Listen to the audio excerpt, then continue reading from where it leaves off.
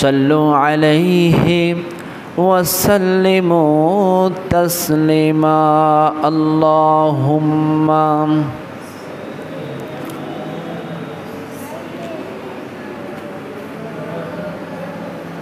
محمد وعلى آل سيدنا مولانا محمد मुस्तफ़ा तुम ही हो हबीबे पाक दर हो शफ़ी आसिया मुश्किल कुशिया रोज़ मुहशर हो बलगुल उला बिकमालिही कशफ़त तुजा बिजमालिही हसनत जमीअ ख़िसालिही सल्लु अलैहि वालिही। अल्हम्दुलिल्लाह। আপনারা সকলে কেমন আছেন? যে মহান আল্লাহ সুবহানাহু ওয়া তাআলা আমাকে আপনাকে সুস্থ রেখে পবিত্র হজ ও কোরবানির মাসে জিলহজ মাসের প্রথম জুমায় তিনার ঘর অর্থাৎ আল্লাহর ঘর মসজিদে আসার কিছু কথা বলার এবং শোনার তৌফিক দান করলেন, সেই মহান আল্লাহ পাক রব্বুল আলামিনের দরবারে সকলেই শুকরিয়া চিত্তে কালিমাত শুকর আদায় করছি। সকলে পড়ছি আলহামদুলিল্লাহ। তারই সাথে সাথে দরুদ আর সালাম বর্ষিত হোক নির্যাতিত নিষ্পেষিত নিগৃহীত মানুষের যিনি পরম বন্ধু ছিলেন, সাইয়্যিদুল মুরসালিন খাতামান নবিয়্যিন শাফিউল মুজনানিন রাহমাতাল লিল আলামিন মুহাম্মদ রাসূলুল্লাহ সাল্লাল্লাহু আলাইহি ওয়াসাল্লাম। সম্মানিত উপস্থিতি, যেহেতু হজ ও কোরবানির মাস, তাই কোরবানি সম্পর্কে আপনাদের সামনে কিছু কথা বলবো। আমার তৌফিক ইল্লা বিল্লাহ।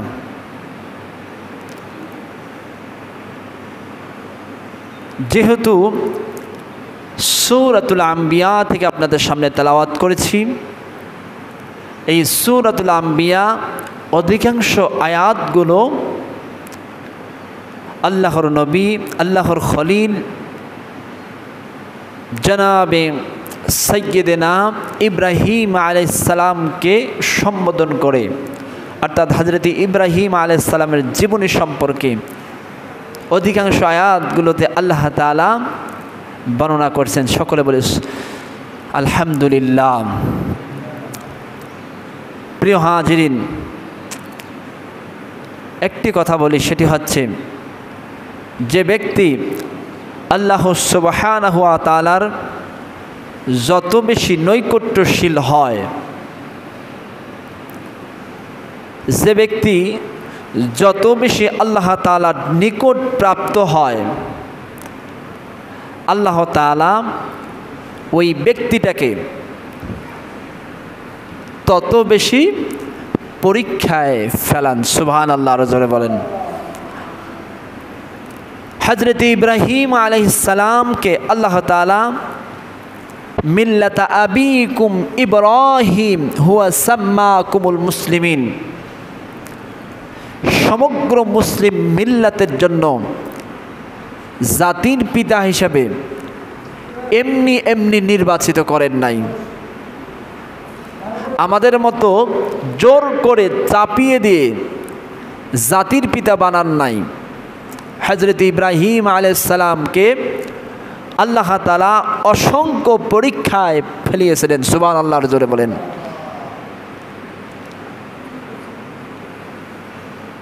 এজন্য ইব্রাহিম আলাইহিস সালাম জীবনে অনেক পরীক্ষা দিয়েছিলেন, আর এই পরীক্ষা নিয়েছিলেন কে? জোরে বলেন, এই পরীক্ষা নিয়েছিলেন কে? আল্লাহ সুবহানাহু ওয়া তাআলা।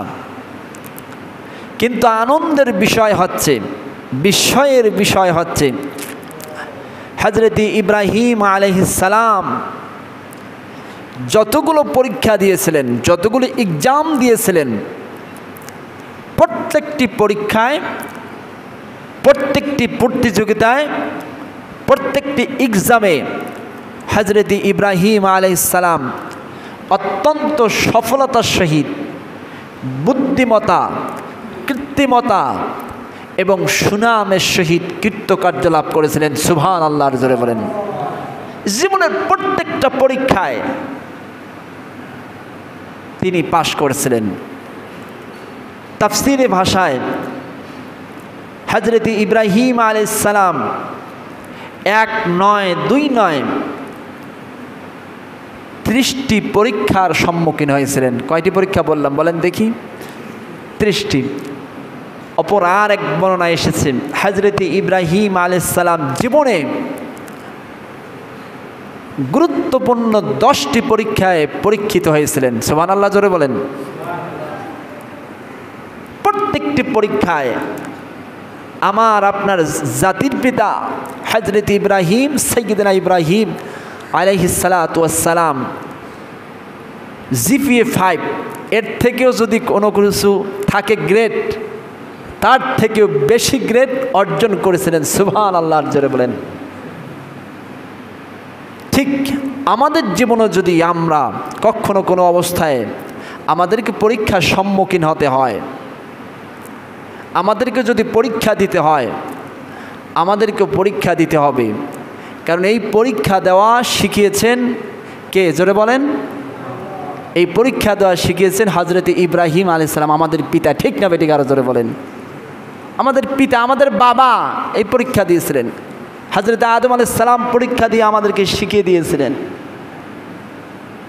তো বাবা যদি পরীক্ষা দেয়, সন্তানদেরকে পরীক্ষা দিতে হবে কি না? অবশ্যই পরীক্ষা দিতে হবে। এই পরীক্ষা অনেকে বিশ্বাস করতে চায় না। তারা সুবিধাবাদী জীবন যাপন করার জন্য লেগে পড়ে যায়, উঠে পড়ে যায়। তারা মনে করে যেখানে সমস্যা, যেখানে দাঙ্গা হাঙ্গামা, যেখানে বিশৃঙ্খলা, যেখানে বাধা বিপত্তি, সেই জীবন যাপন করার দরকার নাই। সুবিধাবাদ জিন্দাবাদ, পানি যে পাশে ছাতা সে পাশে, এটার নামে মুমিন জীবন না, এটা আছে মুনাফিকি জীবন। আল্লাহ পাক রব্বুল আলামিন আমাকে আপনাকে মুনাফিকি জীবন থেকে হেফাজত করে সকলে বলে আল্লাহুম্মা আমিন। মুনাফিকি যদি জীবন যাপন করতে হতো তাহলে আমাদের পিতা 30টি কিংবা 10টি পরীক্ষা দিতে হতো না। বাবা যে পাশে সে পাশে চলতো। ঠিক না বেটি? আর জোরে বলেন। প্রিয় ভাইরা আমার, আসুন এই বিষয়টা অনুধাবন করার চেষ্টা করি। যদি আমরা পরিপূর্ণ মুমিন হিসেবে জীবন যাপন করি, অবশ্যই আমাদেরকে পরীক্ষা দিতে হবে। সেই পরীক্ষাগুলো হতে পারে আমাদেরকে জেলের মধ্যে ঢুকে দিতে পারে, আমাদেরকে না খেয়ে দুনিয়া থেকে বিদায় করে দিতে হতে পারে, আমাদেরকে ফাঁসির কাস্টে ঝুলে দুনিয়া থেকে বিদায় করে দিতে পারে, এমনকি আমাদেরকে মিথ্যা অপবাদ দিয়ে দুনিয়া থেকে বিদায় করে দিতে পারে। তারা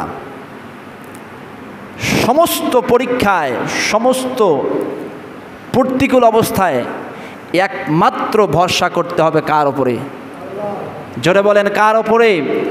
আর আমরা যদি ভরসা করতে পারি, অবশ্যই আজ না হয় কাল আমাদেরই বিজয় দিবে। কারণ বিজয় দিয়েছিলেন মুসলিম মিল্লাতের পিতা হযরত ইব্রাহিম আলাইহিস সালামকে। ঠিক না বেটি? আরো জোরে বলেন। আমার ভাইরা আমার, আপনার জিনিস লক্ষ্য করে দেখবেন,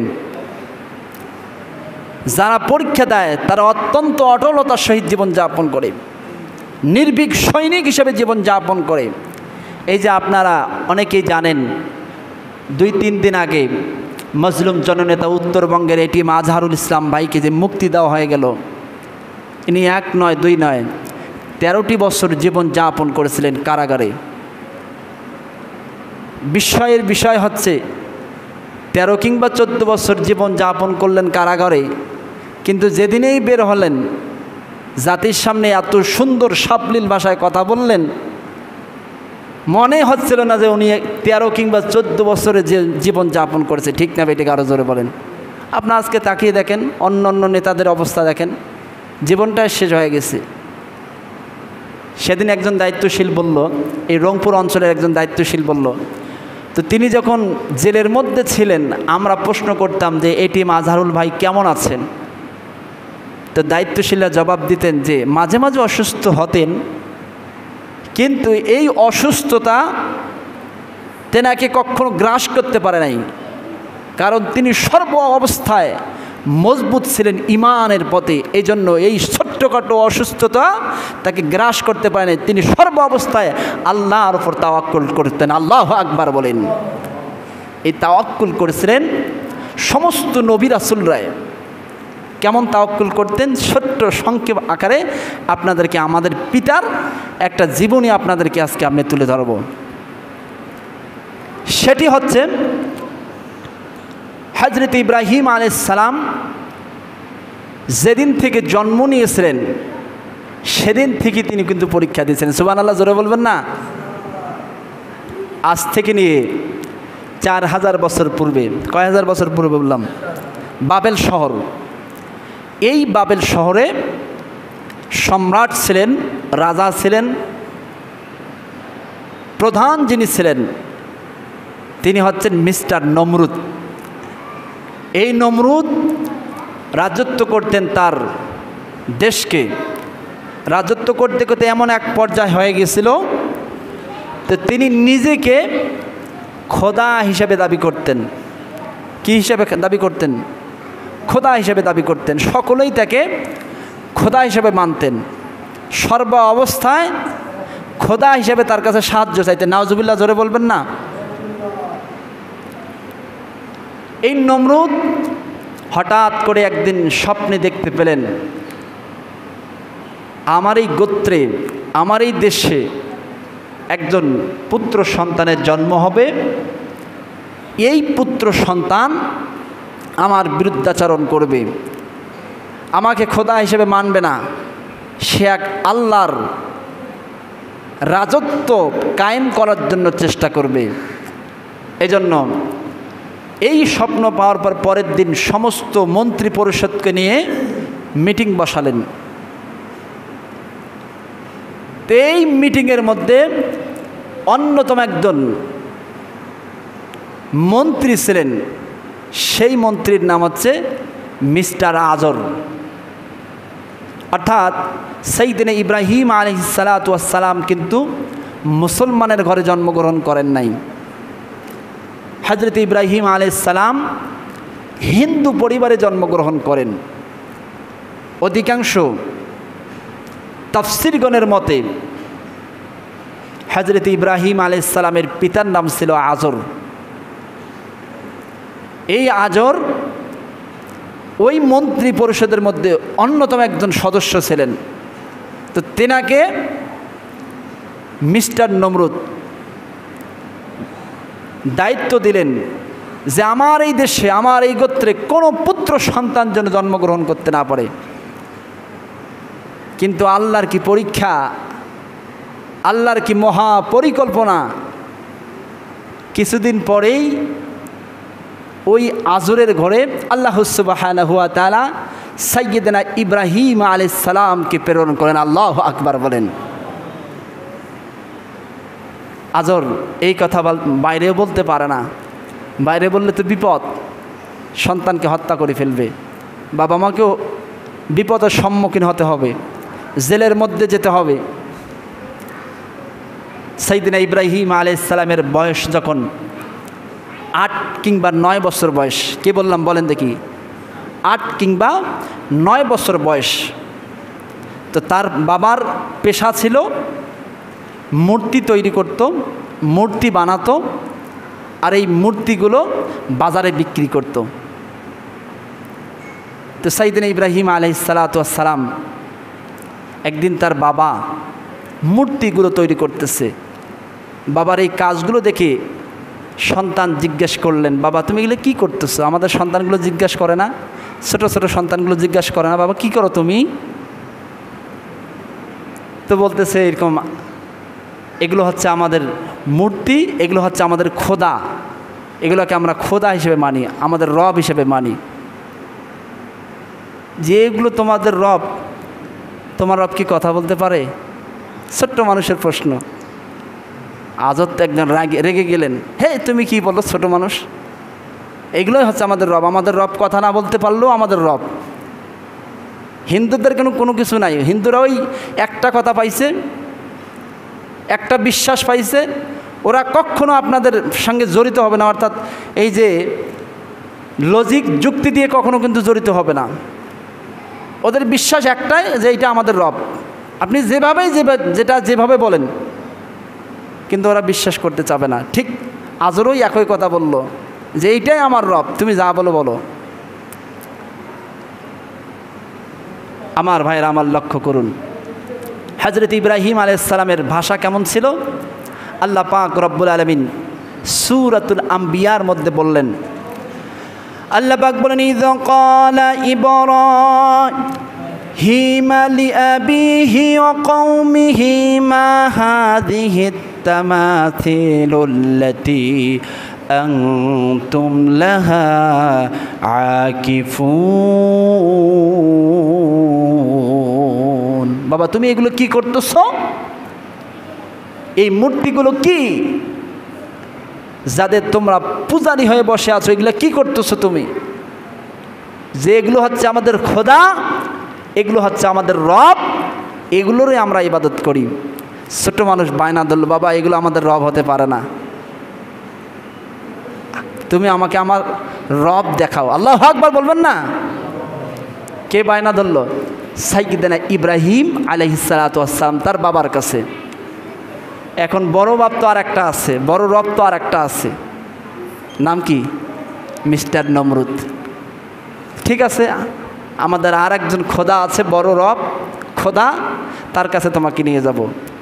নিয়ে যাওয়ার পরে নমরুদের বিকৃতি চেহারা দেখার পরে সাইয়্যিদনা ইব্রাহিম আলাইহিস সালাতু ওয়াস সালাম বাবাকে বুরু কসকালেন আর বলতে লাগলেন, এই তোমার রব, এই তোমার খোদা, এর তো বিশ্রী চেহারা, আমাকে দেখতে ইচ্ছা করছে। আল্লাহু আকবার বলেন। সেটা নমরুদের সামনেই, ছোট্ট মানুষ, 8-9 কিংবা বছরের সন্তান বাবার সামনে, নমরুদের সামনে এই কথাগুলো বলতেছে। আল্লাহু আকবার বলেন। যুক্তি পেশ করলেন যে আমরা পৃথিবীতে আকাশ জমিনের মধ্যে অনেক সুন্দর সুন্দর দৃশ্যগুলো দেখি, যেই দৃশ্যগুলো দেখলে আমাদের চোখ জ্বলে যায়, আমাদের হৃদয়টা শান্ত হয়ে যায়। তো এইরকম বিশ্রীযুক্ত মানুষের সৃষ্টি কি অত সুন্দর হতে পারে? এই যুক্তিগুলো প্রদর্শন করা শুরু করলেন। আল্লাহু আকবার বলবেন না? তাগুদের বিরুদ্ধে কিভাবে সোচ্চার হতে হয়, আল্লাহর আইনের বিরোধিতা যারা করে তাদের বিরুদ্ধে কিভাবে সোচ্চার হতে হয়, এখান থেকে শিক্ষা নেন। সাইয়্যিদনা ইব্রাহিম আলাইহিস সালাম এই কথাগুলো যখন বলতে লাগলেন, আজর জিহ্বায় কামড় দিয়ে সঙ্গে সঙ্গে রাগ হয়ে সন্তানকে নমরুদের কাছ থেকে নিয়ে বাড়িতে চলে গেলেন। আল্লাহু আকবার বলবেন না? নমরুদের বাড়িতে থেকে আজর নিয়ে গেলেন সাইয়্যিদনা ইব্রাহিম আলাইহিস সালাম। এক পর্যায়ে অনেক বড় লম্বা ইতিহাস, আমি ওগুলো না বলি, সংক্ষেপে যেটা বলি, সাইয়্যিদনা ইব্রাহিম আলাইহিস সালামের সঙ্গে কোনো অবস্থায় তার বাবা পাচ্ছিলেন না। একদিন প্রশ্ন করতে লাগলেন যে তুমি যাদেরকে রব হিসাবে স্বীকার করো,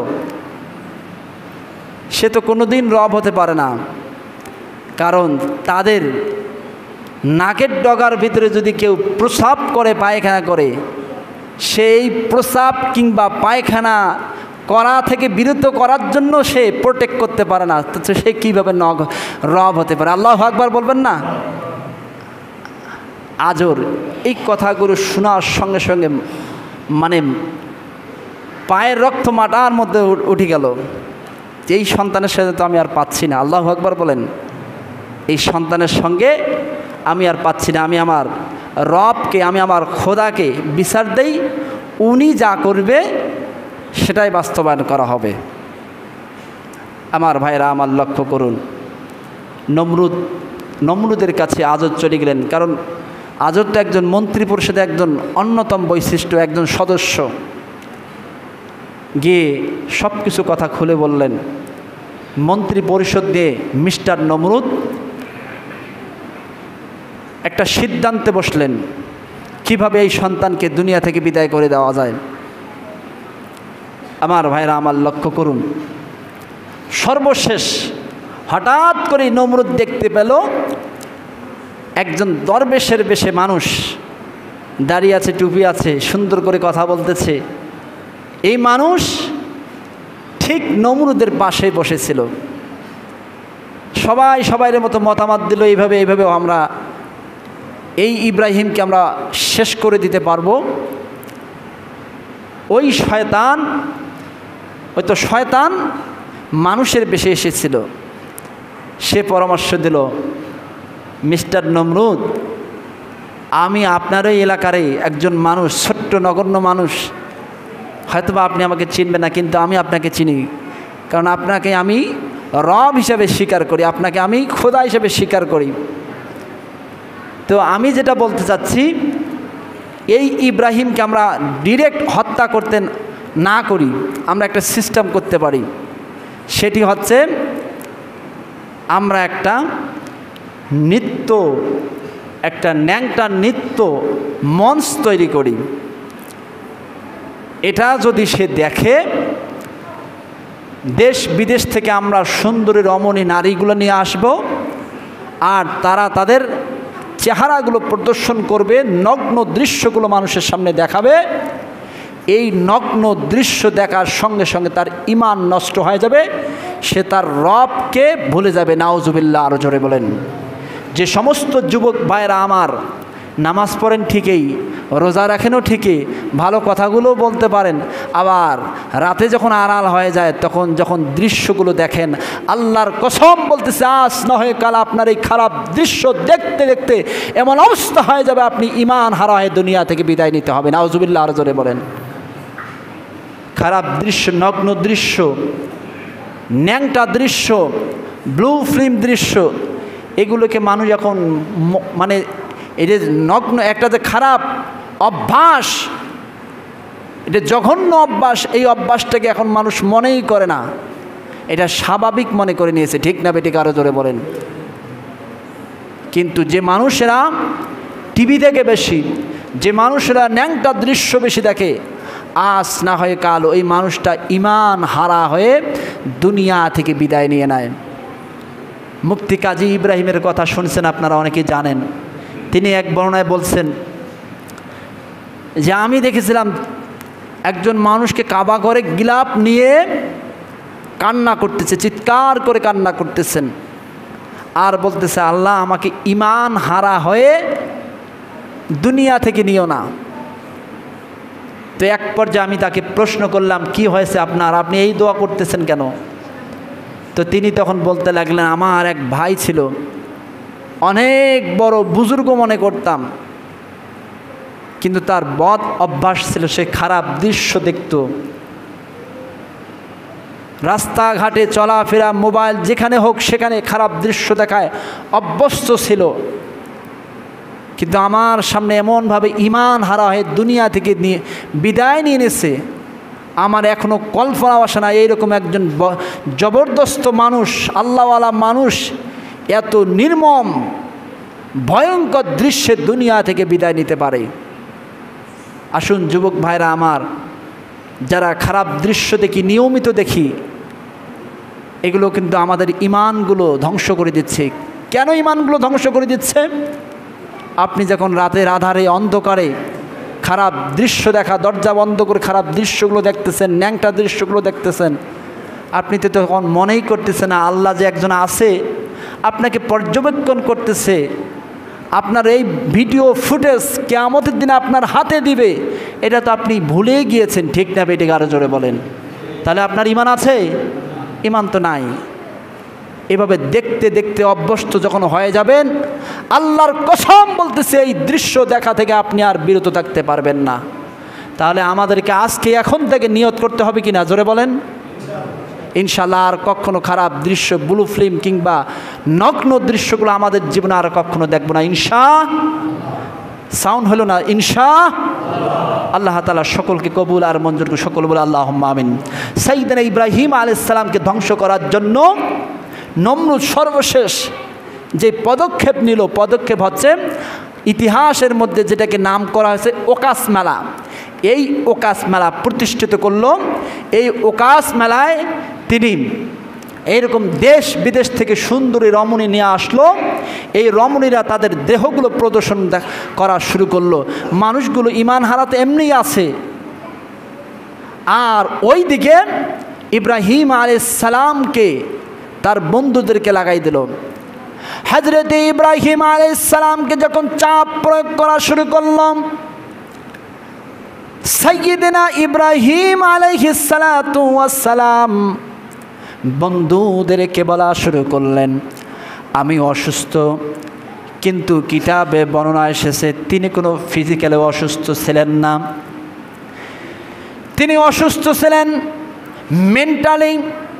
কারণ হচ্ছে হযরত ইব্রাহিম আলাইহিস সালাতু ওয়াস সালাম চিন্তা করতেছিলেন সমগ্র মানুষগুলো কিভাবে আল্লাহ তাআলাকে বলে মূর্তি পূজা করতেছে, অন্যদেরকে রব হিসাবে স্বীকার করে নিচ্ছে। মানুষের কি বিবেকে কাটে না যে আল্লাহ সুবহানাহু ওয়া তাআলা আমাকে আপনাকে সৃষ্টি করলেন, সমগ্র পৃথিবীর সব কিছুকে সৃষ্টি করলেন, সেই স্রষ্টাকে বাদ দিয়ে কেন মানুষ নমরুদের মতো বিশ্রীযুক্ত একজন মানুষকে রব হিসাবে স্বীকার করে নিয়েছে? আমার ভাইরা আমার, এই অসুস্থতায় তিনি ভুগতেছিলেন।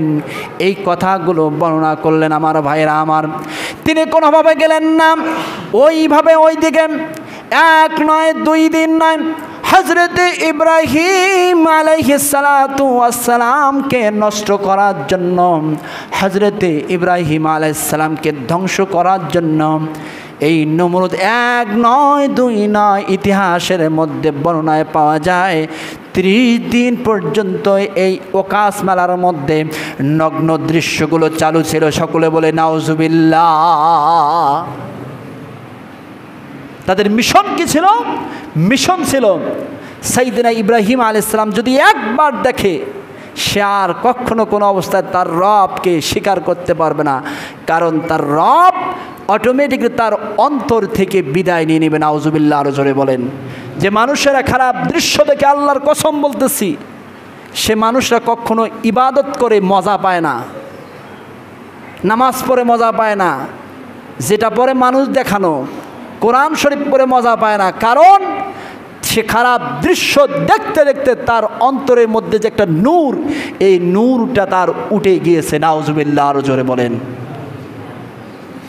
তাদের মিশন ছিল একবার যদি খারাপ দৃশ্য দেখে, সে আর তার রবের কথা বলতে পারবে না, সে ভুলে যাবে। সাইয়েদনা ইব্রাহিম আলাইহিস সালাম 30 দিন গেলেন না, ওকাস মেলা শেষ হয়ে গেল। এই চলাকালীন সময় তিনি যে অসুস্থর ভান করে বাড়িতে বসেছিলেন, হঠাৎ করে কাবা ঘরে তিনি দেখতে পেলেন এই নমরুদ 360টি মূর্তি নির্মাণ করেছিল। সাইয়েদনা ইব্রাহিম আলাইহিস সালাতু ওয়াস সালাম রাগ হয়ে, যেহেতু এদের পূজা করতেছে, এদেরকে রব হিসেবে তারা স্বীকার করে নিয়েছে, দেখি তাদেরকে আমি ধ্বংস করে দেই, তারা আমার কি করতে পারে। আল্লাহু আকবার বলেন। কুরআনটা বাড়ি থেকে নিয়ে এসে সমস্ত মূর্তিগুলোর হাত পা ভেঙ্গে চুরমার করে দিয়েছিলেন। সব থেকে বড় যে মূর্তিটা, ওই মূর্তিটার ঘাড়ের মধ্যেই কুরআনটা রেখে দিয়েছিলেন। আল্লাহু আকবার বলেন। ওকাস মেলা শেষ। তারা এসে তো আবার পূজা করবে, ইবাদত করবে। সমাজের মধ্যে এমনও মানুষ আছে, আমরা খারাপ দৃশ্য দেখি, খারাপ কাজ করি, আবার নামাজও পড়ি। ঠিক না বেঠিক? আরো জোরে বলেন। খারাপ বলতে কি হল? মানে চুরি করে দেন, তা কি হল? আমার ইমান তো আছে। ঠিক না বেঠিক? এরকম মানুষ আছে না? যে মানুষের দুয়ারে দুয়ারে যাব, তাও ভিক্ষা করব না। আছে না? আছে না? আমার ভাইরা আমার, তারা 30 দিন পর্যন্ত ওকাস মেলায় সময় নষ্ট করার পরে তারা ইবাদত করার জন্য যখন কাবা ঘরে, আজকে যে হাজি সাহেবরা যেখানে সমবেত হয়ে যায়, সেই কাবা ঘরে তারা ইবাদত করার জন্য, পূজা করার জন্য যখনই ঢুকলেন, দেখতে পেলেন এই দৃশ্য, যখন দেখতে পেলেন ক্ষিপ্ত হয়ে গেলেন, রাগ হয়ে গেলেন, এই কাজ করলো কে? অনেকক্ষণ পরে তারা চিন্তা করলো, আমরা তো সবাই গিয়েছিলাম ওকাস মেলার মধ্যে, একজন মানুষ যায় নাই। সেই মানুষটা হচ্ছে ছোট্ট বালক সাইয়্যিদনা ইব্রাহিম আলাইহিস সালাতু ওয়াস সালাম। আল্লাহু আকবার বলেন। সেই এই কাজ করেছে, এই কাজ আর কেউ করে নাই। তাকে ধরলেই আমরা সত্যটা উদ্ঘাটন করতে পারবো। অনেক বড় লম্বা ইতিহাস। সাইয়্যিদনা ইব্রাহিম আলাইহিস সালামকে তারা ধরে নিয়ে আসলো। আসার পরে বলল, তুমি এই কাজ করেছে কেন? এই যে আমি আপনাদেরকে শুরুতে বলছিলাম, সাইয়্যিদনা ইব্রাহিম আলাইহিস সালাম অত্যন্ত বুদ্ধিমতার সহিত, কীর্তিমতার সহিত, সুনামের সহিত কৃতকার্য লাভ করেছিলেন। তো তিনি তখন প্রশ্ন করলেন, আমি যে এই কাজ করেছি, তোমাদের পূর্বকে এই কথা বলেছে? আল্লাহু আকবার বলবেন না? তাগুদের বিরুদ্ধে কিভাবে জবাব দিতে হয়, এখান থেকে শিক্ষা নেন। আমি যে এই কাজ করেছি, তোমাদের পূর্বকে আমার কথা বলেছে? এই তুমি কি বলো? আমাদের পূর্ব তো কথা বলা দূরের কথা, তাদেরকে আঘাত করলে তো তারা একটু চিৎকারও করতে পারে না, আবার আমাদেরকে জানাবে কিভাবে? তখন জবাব দিলেন যে তোমরা কোন নির্বোধ মূর্তির, নির্সার, অসার এই সমস্ত মূর্তিগুলোর ইবাদত করো, যে সমস্ত মূর্তিগুলো একটু নিজেকে প্রোটেক্ট করতে পারে না, সেই মূর্তির তোমরা কোন বিবেকে ইবাদত করো? আল্লাহু আকবার বলেন। এই বুদ্ধিমতার জবাব শুনে সকলের আর বুঝতে বাকি রইল না যেই কাজ কে করেছে। সকলেই বুঝতে পারল এই কাজ আর কেউ করে নাই, এই কাজ করেছে সাইয়্যিদনা ইব্রাহিম আলাইহিস সালাতু ওয়াস সালাম। আল্লাহু আকবার বলেন। সঙ্গে সঙ্গে সাইয়্যিদনা ইব্রাহিম আলাইহিস সালামকে তারা অ্যারেস্ট করলো। অ্যারেস্ট করে নমরুদের কাছে নিয়ে গেল। নমরুদের কাছে যখনই নিয়ে গেল, তখন নমরুদের কাছে যাওয়ার সঙ্গে সঙ্গে সাইয়্যিদনা ইব্রাহিম আলাইহিস সালামকে বলতে লাগলেন, এই তুমি কোন মাবুদের দাওয়াত দাও, কোন রবের কথা বলো? সাইয়্যিদনা ইব্রাহিম আলাইহিস সালামের জবাবটা ছিল, রব্বিয়াল্লাযী ইহয়ী ওয়া ইউমীত ক্বালা আনা উহয়ী ওয়া উমীত। সাইয়্যিদনা ইব্রাহিম আলাইহিস সালাম বলতে লাগলেন, আমি সেই রবের কথা বলি, সেই আল্লাহর কথা বলি, যিনি সাত আসমান জমিনের মধ্যে যা কিছু আছে না কেন সব কিছুকে যিনি সৃষ্টি করেছেন, সব কিছুকে যিনি হায়াত দেন, মৌত দিয়ে দেন, সেই আল্লাহর কথা আমি বলি। আল্লাহু আকবার বলেন। নমরুদ জবাব দিলেন, ক্বালা আনা উহয়ী ওয়া উমীত, আমিও তো হায়াত দেই, মৌত দেই। নাউজুবিল্লাহ, আর জোরে বলেন। সাইয়্যিদনা ইব্রাহিম আলাইহিস সালাম প্রশ্ন করলেন, কিভাবে? How is it possible? তুমি দেখতে চাও? এই তোমাকে এখনই আমি প্রমাণ দেখাবো যে আমি কেমন করে হায়াত দেই, কেমন করে মৌত দেই। সঙ্গে সঙ্গে জেলখানা থেকে দুইজন ফাঁসির রায়ের দুইজন মানুষকে কয়েদিকে নিয়ে আসলেন। নিয়ে আসার সঙ্গে সঙ্গে একজন মানুষের ছুরিটা হাতে নিয়ে নমরুদ নিজেই ছুরিটা হাতে নিয়ে কল্লাটাকে দুখণ্ডিত করে দিয়ে দিলেন। আর একজনের ঠিক কল্লা দ্বিখণ্ডিত করে দেওয়ার পূর্ব মুহূর্তে থেমে গেলেন, স্টপ হয়ে গেলেন, আর বলতে লাগলেন, ও ইব্রাহিম, দেখো তুমি যে প্রশ্ন করেছিলে আমি হায়াত দিতে পারি না, মৌত দিতে পারি না, দেখো এই যে একজন মানুষকে আমি হত্যা করলাম, দুনিয়া থেকে বিদায় করে দিলাম, একে আমি মৃত্যু দান করলাম, এই যে তাকে ছুরি থেকে রক্ষা করলাম, মারতে চেয়েও মারলাম না, এই যে তাকে আমি হায়াত দিলাম। নাউজুবিল্লাহ, আরো জোরে বলেন। শয়তানগুলোর নাটকগুলো ঠিক এইরকমই থাকে, ঠিক না বেঠিক? আরো জোরে বলেন। আমরা বিভিন্ন সময় বিভিন্ন অনেক নাটক দেখেছিলাম, মিথ্যা নাটক দেখেছিলাম, ঠিক না বেঠিক? আরো জোরে বলেন। মিথ্যা নাটক সাজিয়েছিল আমার ভাইরা আমার। সাইয়্যিদনা ইব্রাহিম আলাইহিস সালাম মনে মনে হাসতেছে আর বলতেছে, এবার তোমাকে ফেলাবো। সাইয়্যিদনা ইব্রাহিম আলাইহিস সালাম বললেন, فإن الله يأتي بالشمس من المشرق فأت بها من المغرب فبهت الذي كفر ওয়াল্লাহু লা ইয়াহদিল কওমাজ জালিমিন।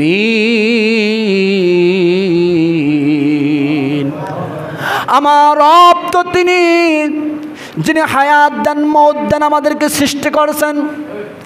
আমার রব তো তিনি যিনি প্রতিদিন পৃথিবীর শুরু থেকে কিয়ামত পর্যন্ত পূর্ব দিক থেকে সূর্যটাকে উদিত করেন, আবার পশ্চিম দিকে এই সূর্যটা অস্তমিত হয়ে যায়। তো তুমি যে রব হিসাবে স্বীকার করে নিচ্ছ, তুমি যে রব হিসাবে নিজেকে বড়াই করতেছ, আমাকে একটা করে দেখাও, আজকে পশ্চিম দিকে সূর্যটাকে উদিত করো আর পূর্ব দিকে সেটাকে অস্তমিত করো। আল্লাহু আকবার বলেন। এটা